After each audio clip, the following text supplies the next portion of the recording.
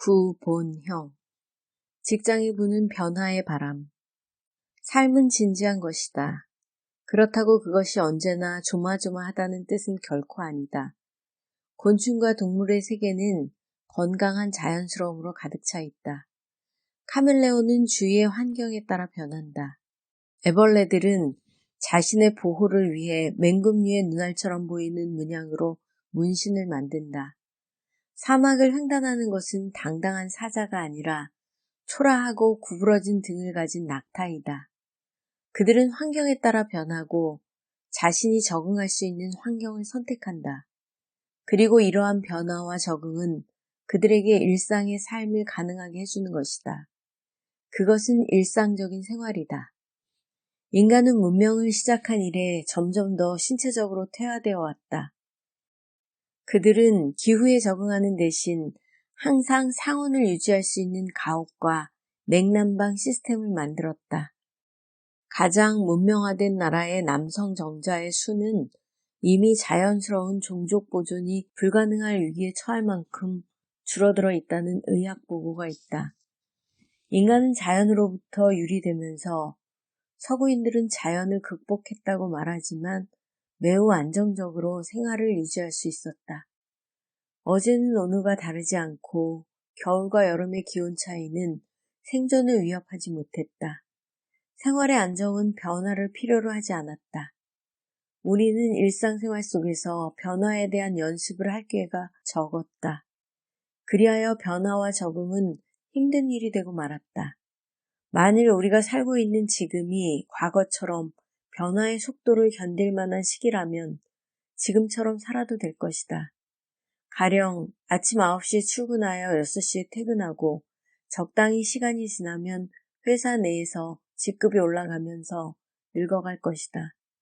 그러나 우리가 지금 처해 있는 시기는 변화와 격변의 시대이다.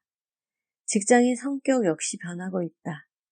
이것은 우리가 지금 겪고 있는 IMF 시기라는 특수한 상황이 아니어도 꾸준하고 놀라운 속도로 진행되어 왔던 것이다. 우리가 실업, 즉 직장의 상실이라는 위험에 직면하게 되었을 때 가장 먼저 잊지 말아야 할 점은 이것이 일상적 현상이 아니라는 사실이다. 2년 후 새로운 대통령의 말대로 한국의 구조조정이 성공적으로 끝나고 보다 건실한 경제구조 속에서 경제가 활력을 되찾게 되었다고 하더라도 기업이 할 수 있는 일은 그동안 떠나있던 실업자들의 일부만을 다시 끌어들일 수밖에 없을 것이다. 새로운 많은 직업이 창출되겠지만 그것은 오직 준비되어 있는 사람들만을 위한 자리일 것이다. 단순한 노동력밖에 가지고 있지 못한 사람들은 결국 사회의 하층 구조 속에 머물러 있을 수밖에 없게 될 것이다. 미래는 전문가들이 경제적 부를 분배하는 지식사회이기 때문이다. 미래가 이렇게 될 수밖에 없는 필연적 변화의 추세를 이해한다는 것은 강력한 자기혁명을 통해 사회 경제적인 경쟁력을 만들어내는 기초적인 작업이 될 것이다.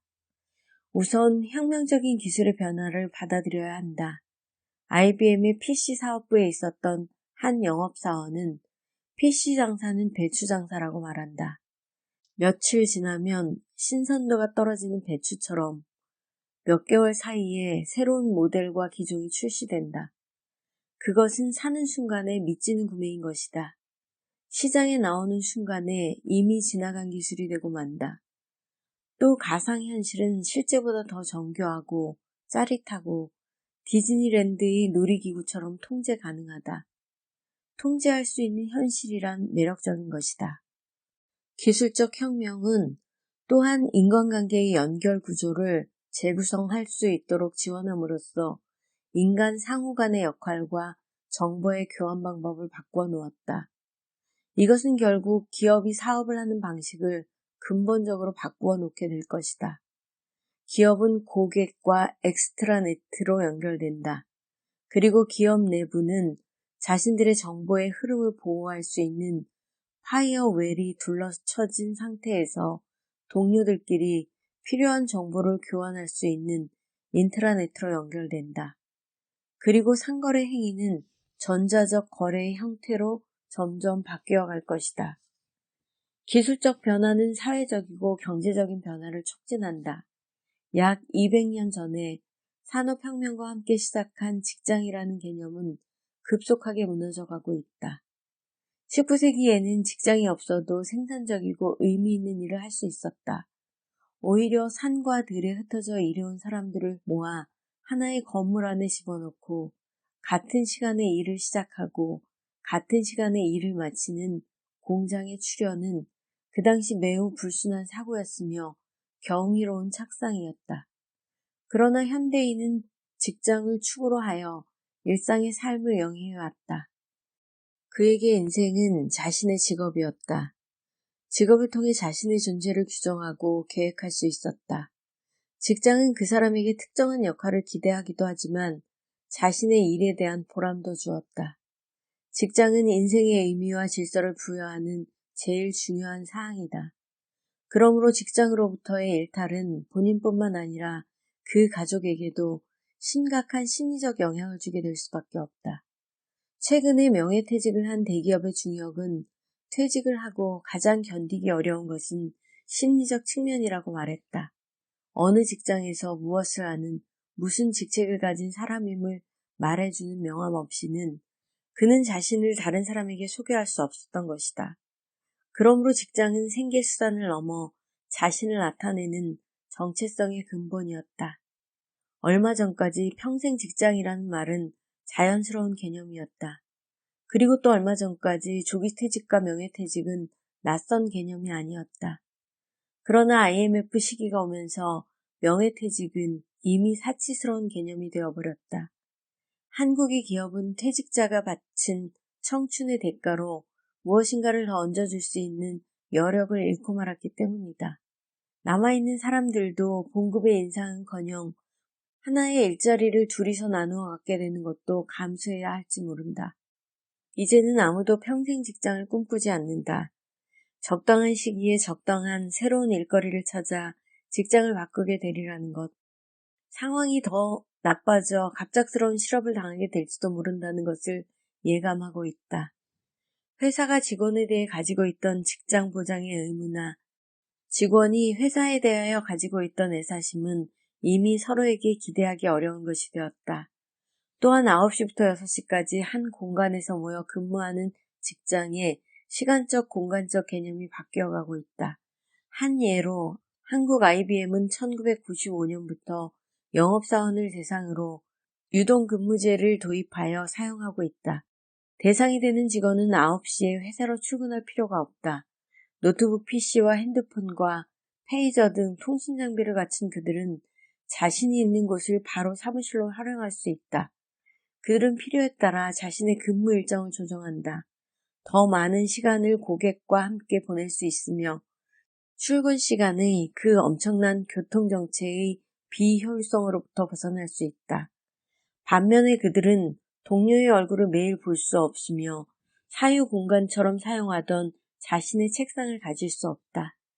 그들은 마치 호텔의 빈 방을 이용하듯 비어있는 공간을 찾아 노트북에 파워를 켜고 잠시 동안의 회사 일을 보고 난 후 다음의 일정에 따라 자리를 뜬다. 또 다른 예를 들어보자. 시애틀에 본부가 있는 마이크로소프트사는 정규 근무 시간이라는 것이 없다. 일반적으로 다른 회사의 근무 시간이라고 알려져 있는 대낮에 어느 직원은 회사의 운동장에서 아이들과 농구를 하기도 한다. 또 다른 동료가 일할 때 그는 혼자 요가를 즐기기도 한다. 회사는 24시간 직원에게 개방되어 있다. 직원들은 누구의 감시도 받지 않고 자기가 원하는 시간에 근무한다. 그러나 직원의 작업 성과는 철저하게 평가된다. 그들은 전통적 의미의 관리자에게 보고하는 것이 아니라 프로젝트의 팀장에게 보고한다. 만일 프로젝트의 한 팀원으로서 자기가 맡은 일을 적시에 해내지 못하면 팀 전체가 고통을 받게 된다. 한 프로젝트가 끝나면 그 직원은 그 프로젝트에서 해낸 평가를 그대로 가지고 다른 프로젝트에 투입된다. 그들에게 전통적 의미의 출세의 길이란 없다. 그것은 과거 우리가 직장이라고 여기고 있던 기존의 생각들과는 판이하게 다른 것이다. 변화의 시기에 개인과 조직은 변화와 개혁을 필요로 한다. 오늘은 어제와 다르며 미래는 이미 아주 다른 얼굴로 벌써 다가와 있다. 어제와 현재의 연장으로 미래를 인식한다는 것은 곧 실패를 의미한다. 개혁은 변화에 대한 대응의 한 방법이다. 이러한 노력은 생사를 가름하는 생존의 문제이다. 만일 변화를 이해하고 이에 맞추어 지금을 개혁하는 작업을 생존의 명제로 받아들이지 않고 그저 하면 좋은 것 정도로 생각한다면 결코 개혁에 성공할 수 없다. 개혁은 과시하기 위해서도 안 되며 칭송받기 위한 영웅주의로부터 시작해서도 안 된다. 세상을 바꾸는 일도 자신의 삶으로부터 시작하지 않으면 안 된다. 그것은 삶의 문제다. 변화와 개혁을 진지하게 생각하지 못하는 개인과 조직은 1988년 국회에서 참사를 당한 168명의 이름 속에 추가될지도 모른다. 구본형